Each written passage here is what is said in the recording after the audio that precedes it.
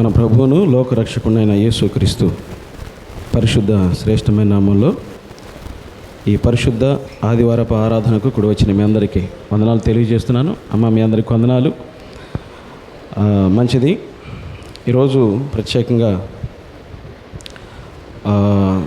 దేవుని యొక్క సహవాసం గడపటం అనేది ఆశీర్వాదకరం. దేవుడు మనకి అట్టి గొప్ప భాగ్యాన్ని, ధన్యతను ఆ దయగల దేవుడు ఇచ్చినందుకు దేవునికి ఒకసారి స్తోత్రం చెల్లిద్దాం. హల్లెలూయా, హల్లెలూయా. చిన్న ప్రార్థన చేసుకుని దేవుని యొక్క మాటలు విందాం. సకల ఆశీర్వాదాలకు కారణభూతుడా మా యేసుక్రీస్తు ప్రభువా, నీకు వందనాలు. నువ్వెంతైనా నమ్మదగిన దేవుడు నా తండ్రి. గడిచిన కాలం అంతా కూడా నా ప్రభువా నీ కృపలో మమ్మల్ని బలపరిచి భద్రపరిచి నీ క్షేమాన్ని దయచేశారు నా ప్రభువా. ఈ రాత్రికాల సమయంలో నా తండ్రి శ్రేష్టమైన వాక్కు ద్వారా మీరు మాతో మాట్లాడండి. వినగలిగే చెవిని, గ్రహించే హృదయాన్ని మా అందరికీ దయచేయండి. నీ పక్షాన్ని నిలబడుతున్న నీ దాసునైన నేను అల్పుడును, దేనికి పనికిరాను నా ప్రభువా. కేవలం నా తండ్రి నీ కృపశాతం మాత్రమే అయా నిలబడటానికి మీరు కృప చూపించినందుకు నీకు వందనాలు.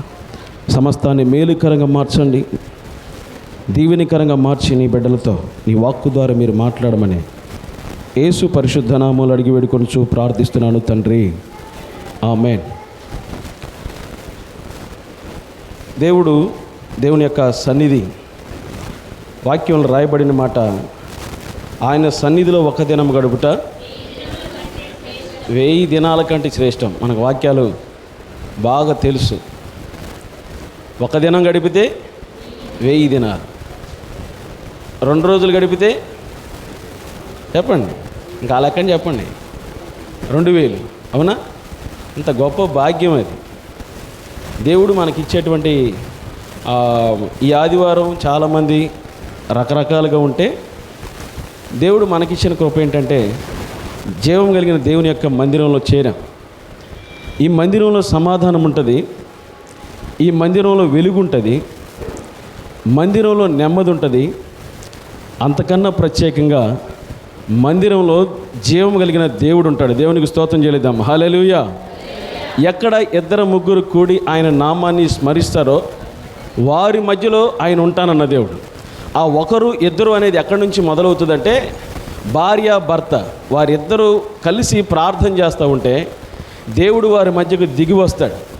కుటుంబంలో ప్రార్థన అనేది చాలా అవసరం. అపవాది ఈ దుష్టకాలంలో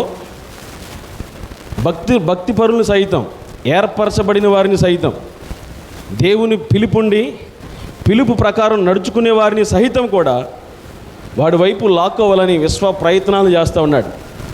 పగలనక రాత్రనక దేవుని బిడ్డల్ని ఎలా చెరిపివేయాలి, ఏ విధంగా దేవుని సన్నిధిలో నుండి బయటకు తీసుకురావాలి, రకరకాల తలంపులు, ఆలోచనలు, ఉద్దేశాలు కలిగిన వాడై మనుషుల్ని బహు క్రూరంగా లాగటానికి ప్రయత్నం చేస్తూ ఉన్నాడు.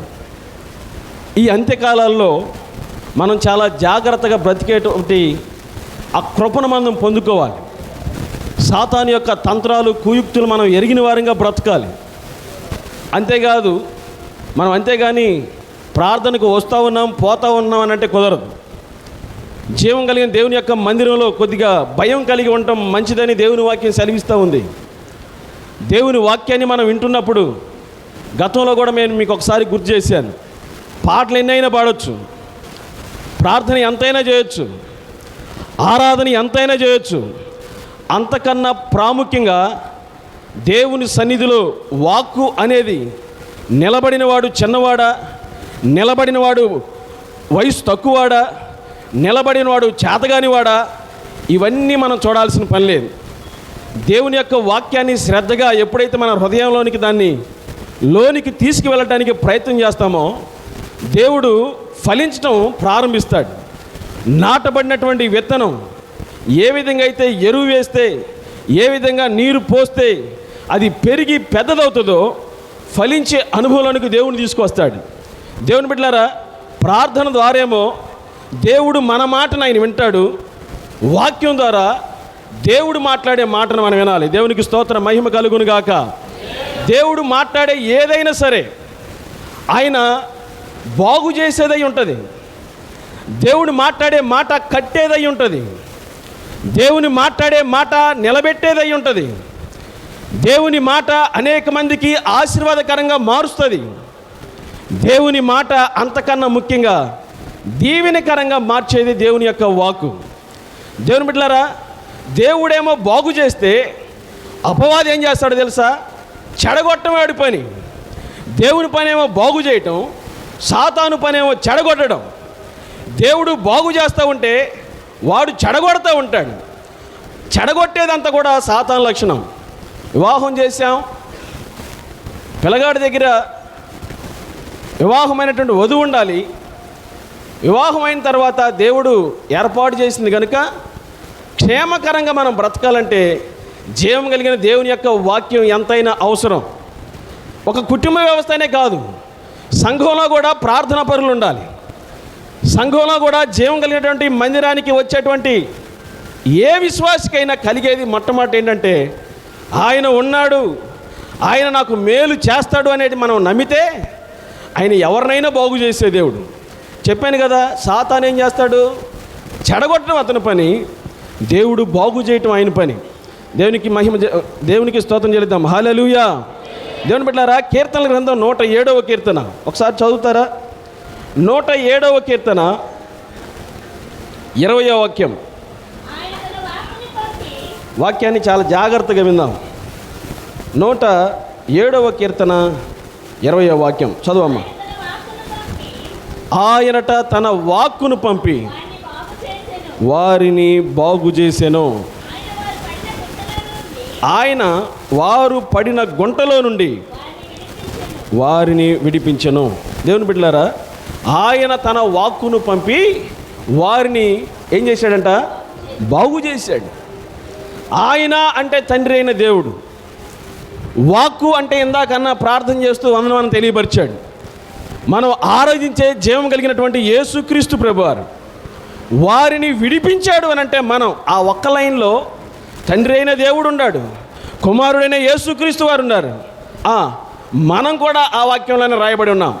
ఎంత శ్రేష్టమైన బలమైన ముత్యం లాంటి వాక్యం అది. ఏమని రాయబడింది? ఇంకొకసారి చదువుతాం. ఆయన తన వాక్కును పంపి వారిని ఏం చేశాడంట? బాగు చేశాడంట.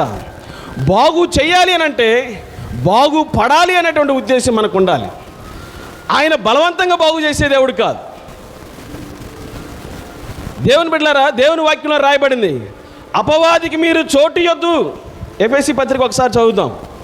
ఎఫెసీ పత్రిక 4వ అధ్యాయం 27వ వాక్యం చదవండి ఒకసారి. అపవాదికి ఏం చేయొద్దంట? చోటు ఇవ్వద్దంట. వాడు చోటిస్తే వచ్చి అక్కడ చేరతాడు. దేవుని బిడ్డలారా, మనం చోటిందే అతను రావడానికి వీల్లేదు. ఎందుకంటే దేవుడు కంచె వేశాడు. దేవుడు యోబుకి ఏ విధంగా అయితే కంచె వేశాడో ఆయన పట్ల యథార్థంగా బ్రతికే వారందరి చుట్టూ, వారి కుటుంబాల చుట్టూ ఆయన కంచె వేశాడు.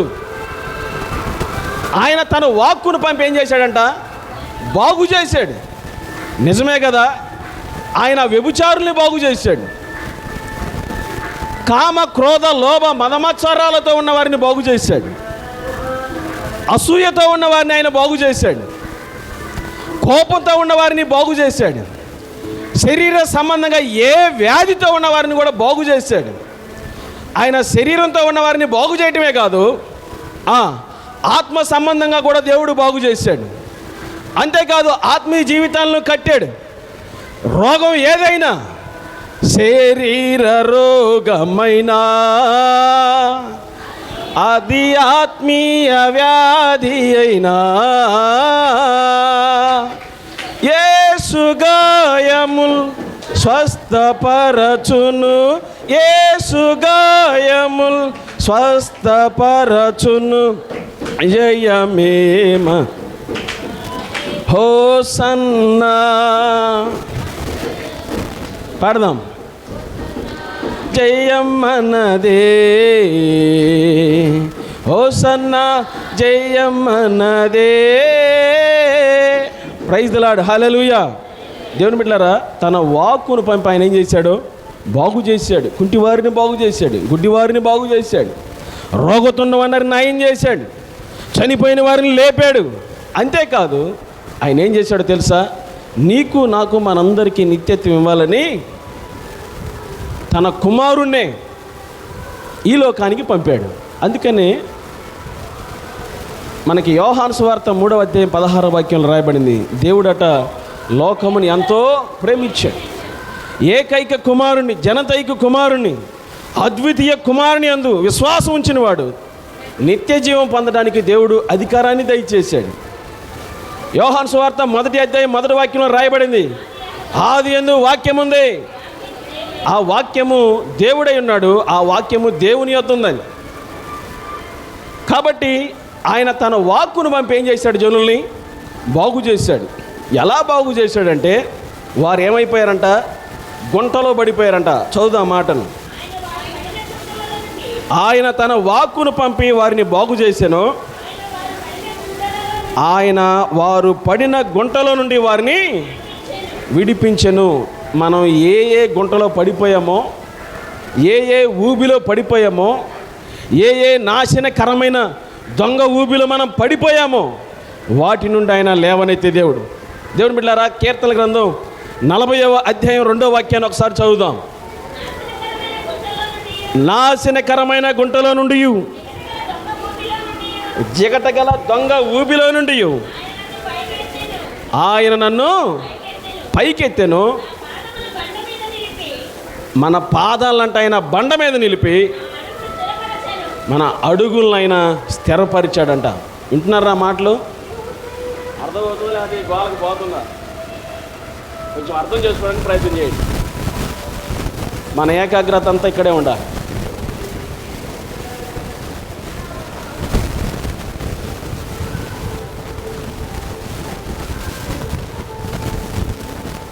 మన ఏకాగ్రత అంతా ఇక్కడే ఉండాలి. దయచేసి దేవుని వాక్యాన్ని అర్థం చేసుకోవడానికి ప్రయత్నం చేద్దాం. ఏం చేశాడంట?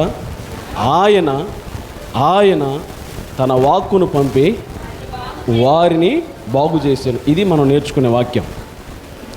ఆయన ఎవరైనంటే తండ్రి అయిన దేవుడు. ఆ వాక్యం ఏంటంటే మన ప్రభు అయిన యేసుక్రీస్తు. ఆ బాగు చేసింది ఎవరినైనంటే నిన్ను, నన్ను, మనందరిని. మనం బాగుపడ్డాం కనుకనే ఇక్కడికి వచ్చాం. ఆయన బాగు చేశాడు కనుకనే దేవుని మందిరంలో మనం ఉన్నాం. నాశనకరమైనటువంటి గుంటలో నుండి ఆయన మనల్ని ఏం చేశాడో లేవనెత్తాడు. దేవుని బిడ్డలారా, అపవాదికి చోటు యొద్దని మనం నేర్చుకున్నాం కదా. అపవాదికి మనం చోటిస్తే ఏమవుతుంది అనంటే వాడు దాని దగ్గరే కూర్చుంటాడు, అక్కడే కూర్చుంటారు. దేవుని వాక్యంలో రాయబడిన మాట, అపవాదికి కనుక మనం చోటిస్తే వాడు అక్కడ చేరి ఏం చేస్తాడంటే నాశనం చేస్తాడు. అవ్వాదం ఉన్నారు. అవ్వ ఏం చేసింది? అపవాదికి చోటిచ్చింది. నిజమా అనేటువంటి అబద్ధాన్ని ఎంత అందంగా చెప్పాడో సాతాను. దానివల్ల ఏమైపోయిందంటే నాశనకరమైనటువంటి గుంటలు, దేవుని యొక్క సహవాసం నుండి వారు తోలివేయబడ్డారు. కారణం ఏంటంటే అపవాదికి చోటిచ్చింది అవ్వ. నీవైనా నేనైనా మన ఆత్మీయ జీవితం బలపడుతుంది కదా, మన ఆత్మీయ జీవితంలో మనం ఎదుగుతున్నాం కదా. దేవుని బిడ్డలారా, అబ్రహాం రాజయ్య గారు 2008లో మాకు బాప్తిసం ఇచ్చాడు. 2008లో సుమారు 17 సంవత్సరాలు అయిపోయి మే నెలకి 18 సంవత్సరం. ఆత్మీయ జీవితంలో ఫస్ట్లో ఎట్టున్నామా అట్లా ఉండాలంటే లేదు. 2012 దాకా అంతా కూడా పెద్ద పెద్ద పనులు నేను చేసేవాడిని కాదు, కానీ చేసేవాడి అన్నీ కూడా చూస్తా ఆనందపడేవాడిని. వారు సినిమాకి వెళ్ళొస్తే, ఎందుకంటే నేను బాప్తిసం తీసుకున్నా కదా, సినిమాకు బాగోడదు. అందుకని నేను చేసే పని ఏంటంటే ఇనొచ్చినోడు పక్కన పడుకుంటాడు. మేము డిగ్రీ ఇంటర్మీడియట్ పీజీలు చదివేటప్పుడు వాడు పోసకొచ్చినప్పుడు పేర్ల దగ్గర నుంచి ఎండైందాక చెప్పేవాడు, 12 అయ్యేది. ఇది అంటే మన ఆత్మీయ జీవితంలో బాప్తిసం తీసుకోగానే అయిపోలేదు. అది దాన్ని నిలవబెట్టుకోవాలి. యేసు ప్రభుని సొంత రక్షకుడిగా మనం అంగీకరించాం. ఆయనలో నేను బ్రతకాలని మనం నిర్ణయం తీసుకున్నాం. నిర్ణయం తీసుకున్న తర్వాత కూడా అన్నీ కూడా పక్కన పెట్టి మన సొంత పనులు చేసుకున్న వాళ్ళు చాలామంది ఉన్నారు. నేటి కాలాలలో జరుగుతుంది ఇదే. దేవుని బిడ్డలారా, మనం నేర్చుకోవాల్సింది ఏందయ్యానంటే మన ఆత్మీయ జీవితాన్ని ఎప్పటికెప్పుడు కట్టుకునేవారిగా, ఎప్పటికెప్పుడు దేవుని చేత బాగు చేసుకునేవారిగా ఉండాలి. ప్రతిరోజు ఆయన సిలువను ఎత్తుకొని మనం మోయాలి. ఆయన సిలువను మనం ఎత్తుకోకుండా, మోయకుండా, వాక్యాన్ని చదవకుండా, దాని గురించి ధ్యానం చేయకుండా మనం ఇష్టం వచ్చినట్టుగా బ్రతికితే నాశనకరమైనటువంటి దొంగ ఊబి ఉంది. ఆ ఊబిలో పడితే మనం పైకి లేవలేం. దేవుడు పైకెత్తిన దాకా మనం లేవలేం. దేవుని బిడ్డలారా, నాశనకరమైనటువంటి ఊబిలో పడి వారు చరిత్రలో చరిత్రహీనులైపోయారు. ఎవరో తెలుసా? యోబు కుమార్తె, 12 మంది కుమారులు. యోబుకి 12 మంది కుమారులు, ఒక్కగానొక్క కూతురు పేరు దేనా. గారాల పట్టి ఎంతమంది సహోదరులు యాకోబుకి? యాకోబుకి ఎంతమంది కొడుకులు చెప్పాలి? 12 మంది కొడుకులు. 12 మంది కొడుకులకి తోడబుట్టింది ఒకే ఒక ఆమె పేరేంటి? దేనా. దేవుని బిడ్డలారా, నాశనకరమైన దొంగ ఊబిలో పడిపోయింది. లేవటం కష్టమైపోయింది. ఎక్కడ ఉండాలో అక్కడ ఉండలేదు గనుక నాశనకరమైన పరిస్థితుల్లోనికి వెళ్ళిపోయింది. దానివల్ల కుటుంబాల్లో కలహాలు, దానివల్ల యుద్ధాలు, పాపం వచ్చినట్లుగా మనం చూస్తూ ఉన్నాం. అంతేకాదు, యోసేపు పవిత్రంగా బ్రతికాడు. పవిత్రంగా బ్రతికినా కూడా గుంటలో పడాల్సిన పని వచ్చింది. అరే, పాపం చేస్తేనే గుంటలోనే పడేది, తప్పులు చేస్తేనే గుంటలో పడిపోయేది, నాశనకరమైన మార్గంలో వెళ్ళిపోయేది పాపం చేసిన వాళ్ళేనంటే కాదు. పాపం చేయకుండా పవిత్రతతో మనం బ్రతికినా, ఇందాక కీర్తన గ్రంథం మనం చదివే 34వ కీర్తనలో, నీతిమంతులకు కలుగు ఆపదలు అనేకం. మనం ఒకవేళ సద్భక్తితో బతుకుదామని ఉన్నప్పుడు మనకు శ్రమలు వస్తాయని దేవుని వాక్యం సెలవిస్తూ ఉంది. దేవుని బిడ్డలారా, నీతిగా బ్రతికినటువంటి యోసేపు ఎందుకు పడిపోయాడు? నాశనకరమైనటువంటి గుంటల నుండి దేవుడు లేవనెత్తడానికి.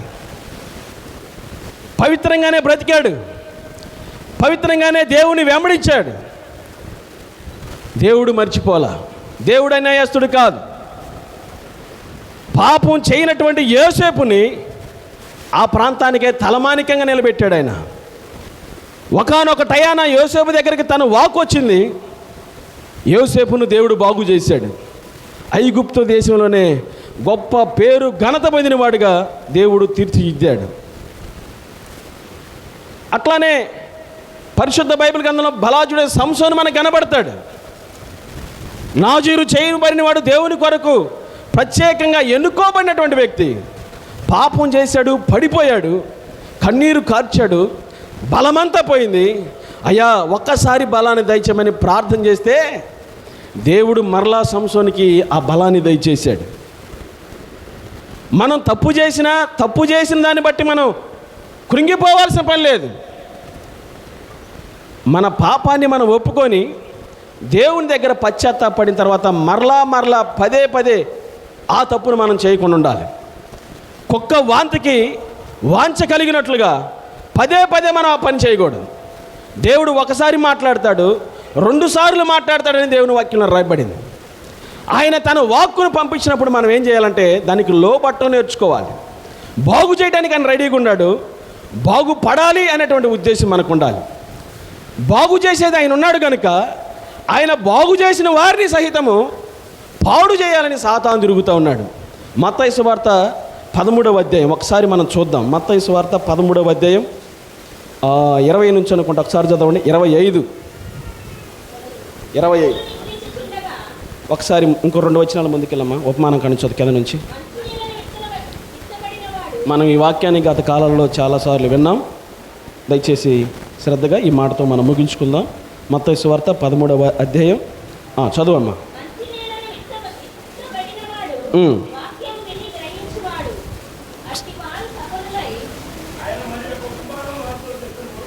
మంచిది. ఏమనగా పరలోక రాజ్యబట తన పొలములో మంచి విత్తనము విత్తిన ఒక మనుషుణ్ణి పోలి ఉన్నది.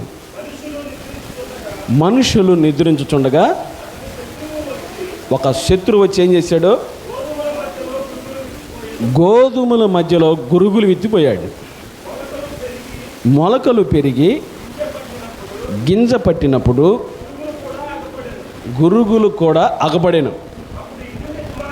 అప్పుడు ఇంటి యజమానిని దాసులు అతని యొద్దకు వచ్చి, అయ్యా,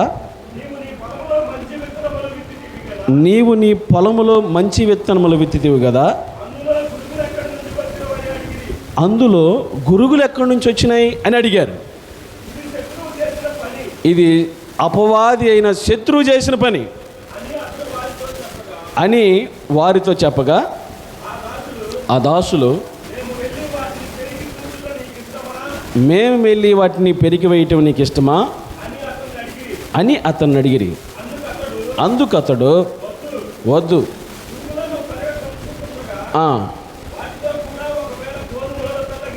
గోధుమలు కూడా మీరు పెళ్ళగింతురు, కోతకాలం వరకు రెండింటిని కలిపి ఎదగనియండి. కోతకాలమందు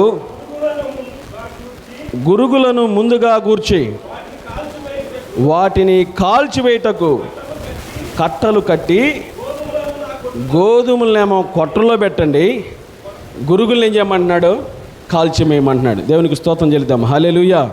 ఈ వాక్యాన్ని అనేక సార్లు మనం విన్నాం. దేవుని బిడ్డలారా, పొలం అనేది లోకానికి సాదృశ్యం. ఆ మంచి యజమానుడు ఎవరైనంటే, ఆ మంచి విత్తనాన్ని విత్తింది ఎవరైనంటే మన ప్రభు అయిన యేసుక్రీస్తు వారు. ఆ మంచి విత్తనాలు ఏంటంటే దేవుని యొక్క రాజ్యం. గురుగులు ఎవరైనంటే దుష్టుని సంబంధులు, అపవాది సంబంధులు. శత్రువు ఎవరైనంటే అపవాది. కోత సమయం ఏంటంటే యుగ సమాప్తి. కోత కోసేది ఎవరైనంటే దేవదూతలు. దేవుని బిడ్డలారా, పొలం అనేది ఒక లోకం అనే దాంట్లో కొన్ని విత్తనాలు నాటితే మీరు చూసారో లేదో, గురుగులు గోధుమలు సేమ్ ఒకేలాగుంటాయి. గోధుమల పంట ఎట్లాగుంటుందో మన వరిలో సేమ్ వరిలాగే ఉంటుంది. ఏంటది? వర్రంకి దిబ్బి ఎట్టా ఉంటుంది? నారు పోసినప్పుడు దాన్ని కనిపెట్టలేం. పెరిగి పెద్ద అవుతున్నప్పుడు ముందుగా వరికన్నా ముందుగా కంకేస్తుంది అది. అప్పుడు దాన్ని తీస్తాం. నారు నాటినప్పుడు అందులోనే ఉంటుంది, మనం కనిపెడతామా? 10 సంవత్సరాలు వ్యవసాయం చేసినట్టుగా కనిపెట్టలేడు ఎంత ఉన్న నారులో ఉన్నప్పుడు. ఎప్పుడు కనిపెడతాడు? వరికన్నా ఏపుగా పెరుగుతుంటుంది. దీని బలానంత తీసుకొని ఏంటది? వర్రంకి దిబ్బ అది పెరుగుతూ ఉంటుంది బాగా. అప్పుడు దాన్ని మనం కలుపు ఏరేటప్పుడు ఏం చేస్తాం? ముందుగానే తీసేస్తాం. దేవుడు అంటున్నాడు, అదే మనం గోధుమల్ని నాటాము, దాసులు పరిగెత్తుకుంటే యజమాని దగ్గరికి వచ్చాడు. అయ్యా, మనం నాటినప్పుడు ఏమున్నాయి? గోధుమలు నాటాం. ఈ గురుగులు ఎక్కడి నుంచి వచ్చినాయి అంటే, ఈ గురుగులు నాటింది ఎవడో తెలుసా? అపవాది. అపవాదికి మనం చోటిస్తే నాటి వెళ్ళిపోతాడు అంతే. అసూయను నాటి వెళ్ళిపోతాడు, కోపాన్ని నాటి వెళ్ళిపోతాడు, అవిధేయతను నాటి వెళ్ళిపోతాడు, కామాన్ని నాటి వెళ్ళిపోతాడు, భక్తి లేనటువంటి జీవితాన్ని నాటి వెళ్ళిపోతాడు, భయం లేని పరిస్థితుల్ని ఏర్పాటు చేసి వెళ్ళిపోతాడు. చెప్పాను కదా, సాతాను పని ఏం చేయటం? చెడగొట్టడం అతని పని. దేవుని పని ఏంటి? బాగు చేయటం ఆయన పని. ఎట్టా బాగు చేశాడు? తన వాక్కును పంపి బాగు చేశాడు. ఎవరిని బాగు చేశాడు? తన ప్రజలను బాగు చేశాడు. ఈ విషయాలు మీరు గుర్తుపెట్టుకోవాలి. దేవుని బిడ్డలారా, ఆ గురుగుల్లో కూడా, ఆ గోధుమల్లో కూడా గురుగులు ఎప్పుడైతే కనిపించినాయో ఆ వ్యవసాయం చేసేవాళ్ళు గమనించారు. యజమానుడి దగ్గరికి వెళ్ళారు. అయ్యా, మేము నాటిందేమో గోధుమలతో పాటు గురుగులు కూడా వచ్చాయి, ఆ మొక్కలు మేము పెరిగి వేస్తామన్నారు. పెరిగి వేయటానికి కూడా యజమాని సలహా తీసుకుంటున్నారు వాళ్ళు. లేదు, మీరు వాటిని పెరిగి వేయాల్సిన పని లేదు, కానీ కోతకాలం అనేది ఒకటి ఉంది, యుగ సమాప్తి అనేది ఒకటి ఉంది. ఆ యుగ సమాప్తిలో గోధుమల్ని గురుగుల్ని దేవుడు వేరు చేస్తాడు. సాతాను క్రియలు చేసిన వారు సాతాను వైపు వారిని వేరు చేస్తాడు. ఆయన జల్లెడి పడతాడు. దేవుని బిడ్డలారా, మంచి విత్తనాలు ఏ అయితే ఉన్నాయో వాటిని కొట్టుల్లో పెడతాడు. గురుగులన్నిటిని కూడా ఏం చేస్తాడంట? కాల్చివేస్తాడు. కాల్చివేసేటప్పుడు ఏమవుతుంది? ఏడుపులే, పొల్లు కొరగడమే, అక్కడ నిత్యము కాలిపోవటమే ఉంటుంది. గోధుమలు, శ్రేష్టమైన గోధుమలు చూసారా? వాటన్నిటిని కూడా కొట్టుల్లో దేవుడు దాచిపెట్టమని ఎవరితో చెబుతా ఉన్నాడు? తన దాసులతో చెబుతా ఉన్నాడు. దేవుని బిడ్డలారా, ఎట్టి పరిస్థితుల్లో అపవాదికి మనం చోటు ఇవ్వద్దు. అపవాదికి చోటిస్తే ఇస్కరేతు యోధ పొట్టబగిలి చనిపోయాడు. అయ్యా 12 మంది అపోస్తుల్లో మంచిగా ఉండాల్సిన వాడు, మిగతా వాళ్ళకి లేదా ధనిత, డబ్బులు చేతబట్టుకునేవాడు, దేవుని పక్కనే తిరిగేవాడు. ఎంతో గొప్ప విషయం, మామూలు విషయం కాదు. మనం అందరం ఉంటాం, కానీ సేవకుల పక్కన తిరిగేది ఎంతమంది ఉంటారు చెప్పండి? చాలామంది ఉంటారు. నమ్మకంగా పనిచేసేవాళ్ళు చాలామంది ఉంటారు. అయితే అతి దగ్గరగా ఉండేవాళ్ళు కొంతమంది ఉంటారు. ఆ అవకాశం ఇస్కరేతు యోధాది పోగొట్టుకున్నాడు. దేన్ని బట్టి? ధనం అనేటువంటి విత్తనాన్ని విత్తిపోయాడు. అది ఏపుగా పెరిగింది. నాశనకరమైన గుంటలో ఇస్కరేతు యోధా పడిపోయాడు. దేవుని బిడ్డలారా, ఏమైపోయాడు? పొట్టబగిలి చనిపోయాడు. అంతేకాదు, పరిశుద్ధ బైబిల్ గ్రంథంలో మనం చూస్తే రూతు అనే మాకు ఆమె ఉంది. నాశనకరమైనటువంటి ఆ విత్తనం విత్తాలని సాతాను చూశాడు. కానీ అత్తా, నీ దేవుడు గొప్పవాడు, నీ దేవుడు మహిమ కలిగిన దేవుడు, నువ్వు ఎక్కడుంటే నేను అక్కడ ఉంటానన్నాడు. నువ్వు ఎక్కడుంటే నేను అక్కడ బ్రతుకుతానని ఆమె. తన జీవితాన్ని దేవుడు ఏం చేశాడు తెలుసా? ఫలభరితంగా చేయటమే కాదు, మన ప్రభు అయిన యేసుక్రీస్తు వారు ఆ వాక్కే ఆమె గర్భం నుండి, వారి సంతతి నుండి లోకానికి వచ్చినట్లుగా మనం చూస్తూ ఉన్నాం. దేవుని బిడ్డలారా, దేవుడు బాగు చేస్తాడు. మధ్యాహ్నం వేళ కొండ తీసుకొని యాకోబు బావి దగ్గరకు వచ్చింది ఆమె. ఆమె జీవితాన్ని అంతా కూడా ఒక 5 నిమిషాల్లో దేవుడు చూపించాడు. తను చేసే పాపం ఏదో తను ఎరిగింది. ఆ కొండను అక్కడ పడవేసి ఊర్లోకి వెళ్ళి 2 రోజుల పాటు సభలు పెట్టిందండి ఆమె. ఆమె బాగుపడటమే కాదు, ఎదుటి వారిని ఏం చేసింది? బాగు చేసింది. తన కుటుంబాన్ని బాగు చేయటమే కాదు, గ్రామాన్ని బాగు చేసింది. గ్రామాన్ని బాగు చేయటమే కాదు, ఆ దేశానికే తలమానికంగా నిలబెట్టగలిగింది ఎవరైనంటే సమరయ స్త్రీ. పాపంతో ఒక ఆమె పట్టబడింది. అయ్యా, మోషే ధర్మశాస్త్రం ప్రకారం ఆమెను ఏం చేయాలి? రాళ్లతో కొట్టి చంపాలి. నువ్వైతే ఏం చేస్తావు? దేవుడు ఒకటే మాట చెప్పాడు. అనేక సార్లు మనం ఈ వాక్యాన్ని ధ్యానం చేశాం. పాపం లేని వారిని ఏం చేశాడు? మీలో ఎవరైతే పాపం చేయలేదో మొదటిసారిగా రాయి వేయమన్నాడు. ఒకవేళ రాయి వేసే అధికారం ఉందనంటే అది మన ప్రభు అయిన యేసుక్రీస్తు వారికి. ఆయన రాయి వేయట్లేదు, కానీ ఒకవేళ గుంటలో పడిపోతే, నాశనకరమైన దొంగ ఊపిలో పడిపోతే ఆయన విడిపించడానికి వచ్చాడు. అందుకని ఇందాక మనం కీర్తనల గ్రంథంలో చదువుకున్నాం కదా, ఆయనకు మొర పెడితే ఆయన మన దగ్గరగా చేరే దేవుడు. ఆయనకు నిజంగా మనం మొర పెడితే ఆయన దగ్గరగా మనం చేరేటువంటి దేవుడు ఆయన. ఆయన ఎవరిని కూడా విడిచిపెట్టడు. అందుకని ఆయన ఏం చేశాడో తెలుసా? ఆయన తన వాక్కును పంపి వారిని ఏం చేశాడు? బాగు చేశాడు. నిన్ను నన్ను మనందరిని బాగు చేశాడండి. ఆయన బాగు చేయకపోతే మన బ్రతుకులు ఇంక ఎట్టాగుండేయో. నిజంగా కనుక ఆయన బాగు చేయకపోతే మన బ్రతుకులు ఎలాగుండేయో. కనుక నా మాటలు నేను ముగిస్తున్నాను. మొట్టమొదటిగా మనం నేర్చుకుంది ఏంటంటే, తండ్రి అయిన దేవుడు తన కుమారుణ్ణి ఈ లోకానికి పంపించి మనలందరినీ కూడా బాగు చేశాడు. లేఖనంలో రాయబడిన మాట, మనం ఇంకనూ పాపులమై ఉండగా ఆయన ఏం చేశాడు? మన కొరకు ఆయన చనిపోయాడు. మన కొరకు ఆయన చనిపోయాడు. మన పాపాల చేత, అపరాధాల చేత చచ్చిన వారమై ఉండగా క్రీస్తు మనల్ని ఏం చేశాడు? బ్రతికించాడు. అంటే బాగు చేశాడు ఆయన. ఆయన వాక్ అనేది అంత బలం కలిగింది. ఆయన వాక్కు అంత శక్తి కలిగింది. ఎవరిలో దేవుని యొక్క వాక్యం పనిచేస్తూ ఉండదో వారు వెలగటమే కాదు, వారి కుటుంబాన్ని వెలిగించుకునే వారిగా బ్రతుకుతారు. వారు బంధువులను వెలిగించే వారిగా బ్రతుకుతారు. సంఘాన్ని వెలిగించే వారిగా బ్రతుకుతారు. గ్రామాన్ని వెలిగించే వారిగా బ్రతుకుతారు. మన క్రియల ద్వారా దేవునికి ఎన్నడూ కూడా మనం అవమానం కలిగించేటువంటి పరిస్థితులు మనకు రాకూడదు. అపవాది తంత్రాలను మనం ఎలా ఎదిరించాలి? మన అపవాది అనేవాడు ఉన్నాడు కనుక, వాడు మన మీద బలంగా ప్రయోగాలు చేస్తున్నాడు కనుక మనం ఎట్లాగా దాన్ని ఎదిరించాలంటే రాయబడిన మాట ఎఫెసీ పత్రిక 6వ అధ్యాయం 11వ వాక్యం చదవనక్కర్లేదు. అపవాది తంత్రాలను ఎదిరించుటకు మనం ఏం చేయాలి? సర్వాంగ కవచాన్ని ధరించుకోవాలి. కంటికి ధరించుకోవాలి, నోటికి ధరించుకోవాలి, చెవులకు ధరించాలి, చేతులకి కాళ్ళకు ధరించాలి. వాటి వలన పాపం మనలోనికి వస్తుంది.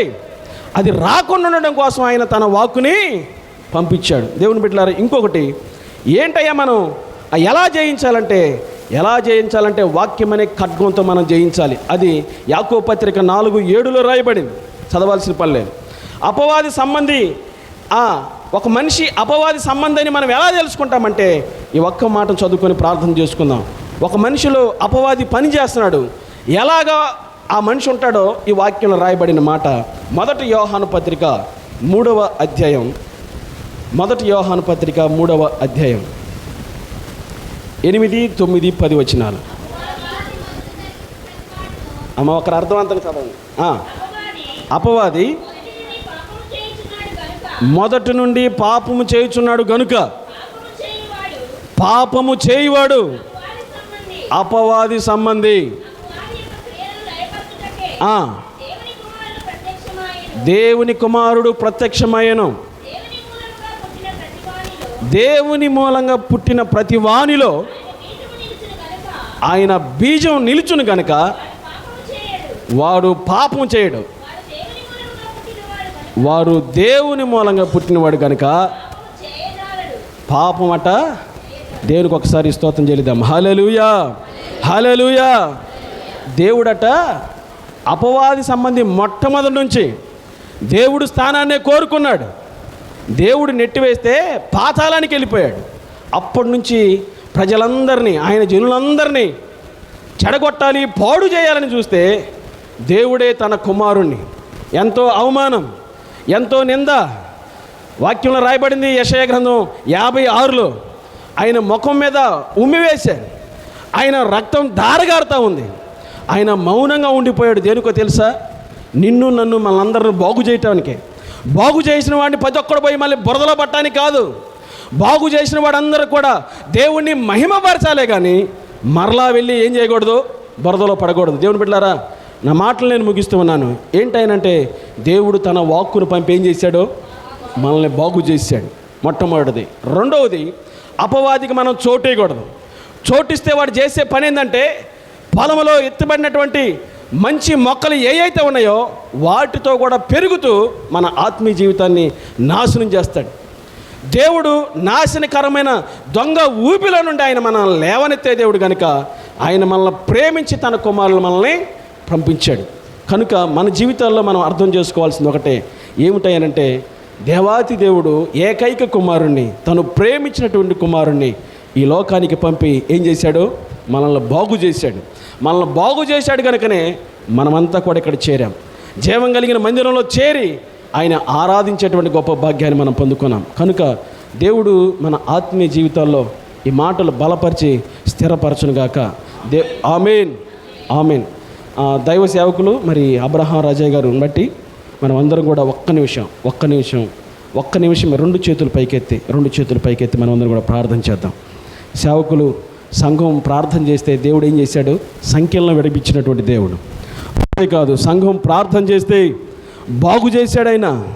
మనం ప్రార్థన చేస్తే దేవుడు మన మాటను వింటాడు. దేవుని బిడ్డలారా, ఒక్క నిమిషమే రెండు చేతులు పైకెత్తి సేవకుని బట్టి మనం ప్రార్థన చేద్దాం.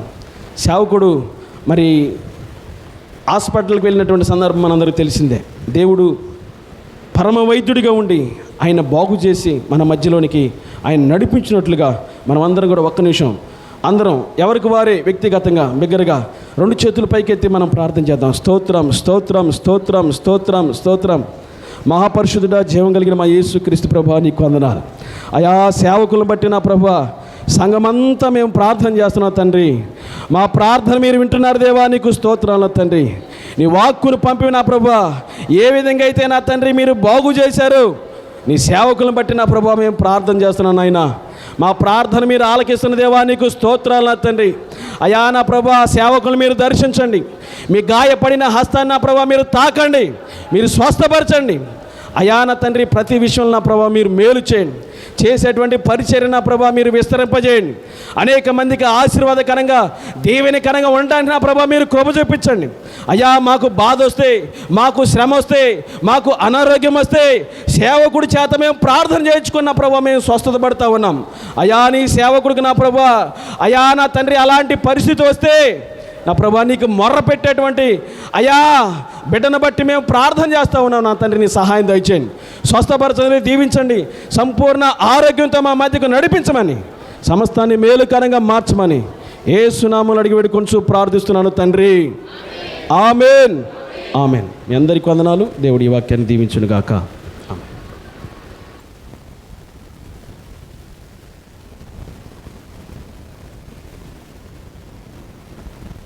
చక్కని వర్తమానం చెప్పిన సహోదరుడికి వందాలండి.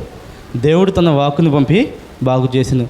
లోకంలో దేవుడు ప్రతి విధమైన బలహీనతలను స్వస్థపరిచాడు, అది శరీర రోగమైన ఆత్మీయ రోగమైన. కానీ దేవుడు ఒకరిని ద్వేషించారండి. ఎవరినో తెలుసా? వేషధారులను. కాబట్టి మన ఆత్మీయ